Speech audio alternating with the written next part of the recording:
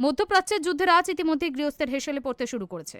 খাদ্যপণ্য গৃহস্থলীর পণ্যে যাতে সংকট না হয় সেটা নিশ্চিত করতে সেপ্টেম্বর পর্যন্ত চিনি রফতানিতে পুরোপুরি নিষেধাজ্ঞা জারি করল কেন্দ্রের নরেন্দ্র মোদী সরকার। এর ফলে বিশ্ববাজারে চিনির দাম বাড়বে বলেই মনে করছে বিশ্লেষকরা।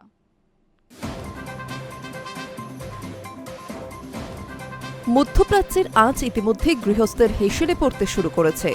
জ্বালানিতেও যে সংকট আসন্ন সেটা প্রধানমন্ত্রী নরেন্দ্র মোদীর মিতব্যয়ী হওয়ার আহ্বান থেকেই স্পষ্ট। এই পরিস্থিতিতে খাদ্যপণ্য ও অন্যান্য গৃহস্থালির পণ্যে যাতে সংকট তৈরি না হয় সেটা নিশ্চিত করতে বড়সড় পদক্ষেপ করল কেন্দ্রের নরেন্দ্র মোদী সরকার। সেপ্টেম্বর পর্যন্ত চিনি রপ্তানিতে পুরোপুরি নিষেধাজ্ঞা জারি করা হলো। এর ফলে বিশ্ববাজারে চিনির দাম বাড়বে বলেই মনে করছেন বিশেষজ্ঞরা। গোটা বিশ্বের চিনির চাহিদা একটা বড় অংশ পূরণ করে ভারত। 2017 থেকে 18 সালে বিশ্বের মোট চিনি রপ্তানির 3.4% ছিল ভারতের দখলে। 2021 থেকে 22 সালে তা বেড়ে দাঁড়ায় 11%। পরবর্তীকালে সেটা আরও বেড়েছে, কিন্তু যুদ্ধের আবহ এবং আবহাওয়ার খামখেয়ালিপনার কথা মাথায় রেখে এবার সেটার উপর নিষেধাজ্ঞা জারি করা হলো। এমনিতেই এতদিন চিনি রপ্তানি নিয়ন্ত্রিত ছিল। সব মিলিয়ে 1.59 টন চিনি এবছর রপ্তানির অনুমতি দেওয়া হয়েছিল মিলগুলিকে। কিন্তু এবার থেকে আর চিনি রপ্তানি করা যাবে না।